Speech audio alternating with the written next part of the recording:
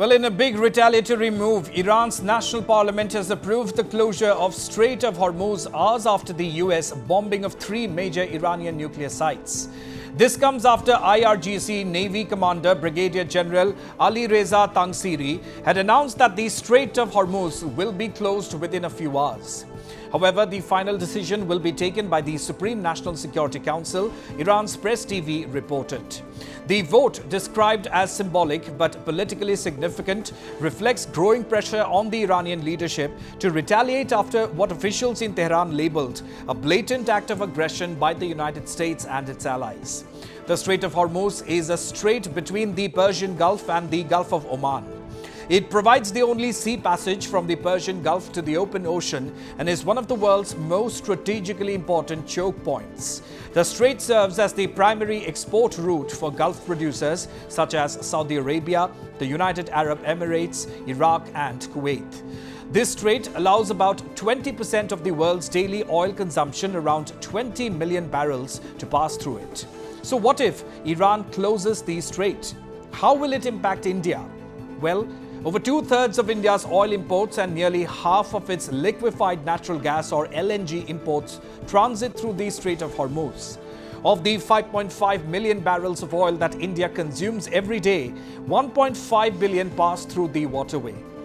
India will suffer because oil prices will go up, inflation will rise, and there is an estimate that for every $10 increase in the price of crude oil, India's GDP will suffer by 0.5%, experts said. If Iran closes the Straits of Hormuz, definitely India suffers. About 20% of the world's crude oil and 25% of the world's natural gas flows through these. Qatar's gas, which we buy, almost all flows through this, right?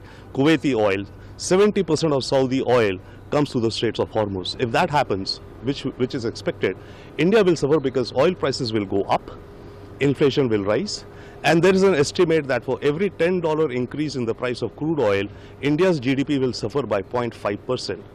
So right now oil is around 75, 80, it may jump to 90, 100, 110. So if it jumps by around $20, $30, it means about 1% to 1.5% of India's GDP growth will be shaved off. Meanwhile, India has upped purchases of Russian oil in June, importing more than the combined volumes from Middle Eastern suppliers such as Saudi Arabia and Iraq, amidst the volatile market caused by Israel's attack on Iran. In June, Indian refiners are projected to import 2 to 2.2 million barrels of Russian oil per day, the highest in the last 2 years and more than the total volumes bought from Iraq, Saudi Arabia, the UAE and Kuwait. Preliminary data by Global Trade Analytics from Kepler showed India is the world's 3rd largest oil importing and consuming nation. It bought about 5.1 million barrels of crude oil, which is converted into fuels like petrol and diesel in refineries.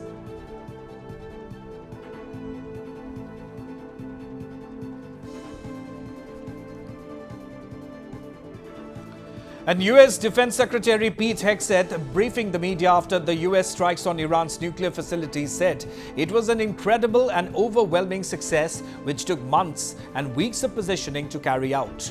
Hegseth said that the strikes did not target Iranian people or troops, but they did obliterate Iran's nuclear ambitions.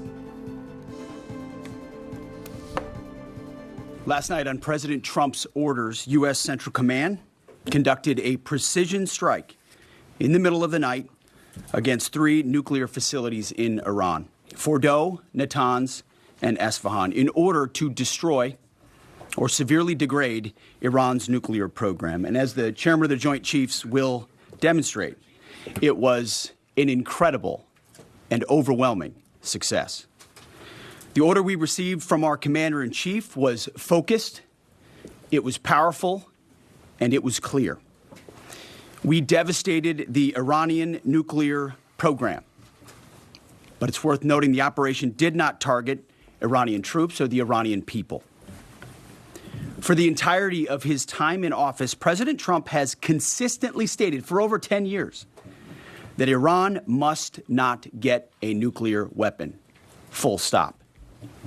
Thanks to President Trump's bold and visionary leadership and his commitment to peace through strength, Iran's nuclear ambitions have been obliterated. Many presidents have dreamed of delivering the final blow to Iran's nuclear program, and none could until President Trump.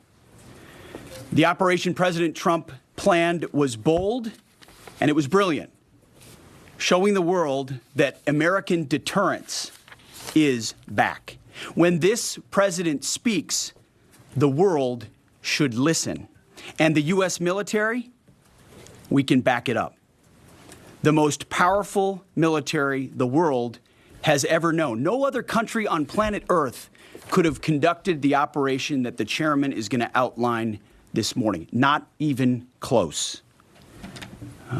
Just like Soleimani found out in the first term, Iran found out when POTUS says 60 days that he seeks peace and negotiation, he means 60 days of peace and negotiation. Otherwise, that nuclear program, that nuclear capability will not exist. He meant it.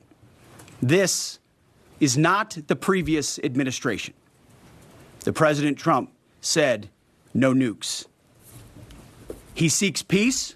This mission was not and has not been about regime change. The president authorized a precision operation to neutralize the threats to our national interests posed by the Iranian nuclear program and the collective self-defense of our troops and our ally Israel. I would just say, having the opportunity to witness his leadership, he was fully committed to the peace process, wanted a negotiated outcome, gave Iran every single opportunity, and unfortunately was met by stonewalling, which is why he gave them plenty of time to continue to come to the table and give up enrichment, give up the nuclear program. But there was I won't say the particular moment, there was certainly a moment in time where he realized that it had to be a certain action taken in order to minimize the threat to us and our troops. And Joint Chief of Staff Air Force General Dan Kane also spoke on details about Operation Midnight Hammer.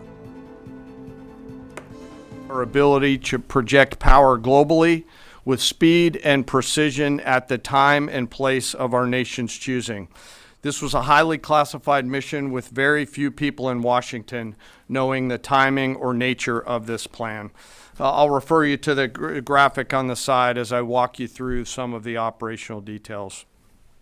At midnight Friday into Saturday morning, a large B-2 strike package comprised of bombers launched from the continental United States. As part of the plan to maintain tactical surprise, part of the package proceeded to the west and into the Pacific as a decoy, a deception effort known only to an extremely small number of planners and key leaders here in Washington and in Tampa. The main strike package, comprised of 7 B-2 Spirit bombers, each with 2 crew members, proceeded quietly to the east with minimal communications. Throughout the 18-hour flight into the target area, the aircraft completed multiple in-flight refuelings. Once over land, the B-2s linked up with escort and support aircraft in a complex, tightly timed maneuver requiring exact synchronization across multiple platforms in a narrow piece of airspace, all done with minimal communications. This type of integration is exactly what our joint force does better than anyone else in the world. At approximately 5 p.m. Eastern Standard Time last night, and just prior to the strike package entering Iran, a U.S. submarine in the Central Command Area of Responsibility launched more than 24 Tomahawk land attack cruise missiles against key surface infrastructure targets at Esfahan. As the Operation Midnight Hammer strike package entered Iranian airspace, the U.S. employed several deception tactics, including decoys, as the 4th and 5th generation aircraft pushed out in front of the strike package at high altitude and high speed, sweeping in front of the package for enemy fighters and surface-to-air missile threats.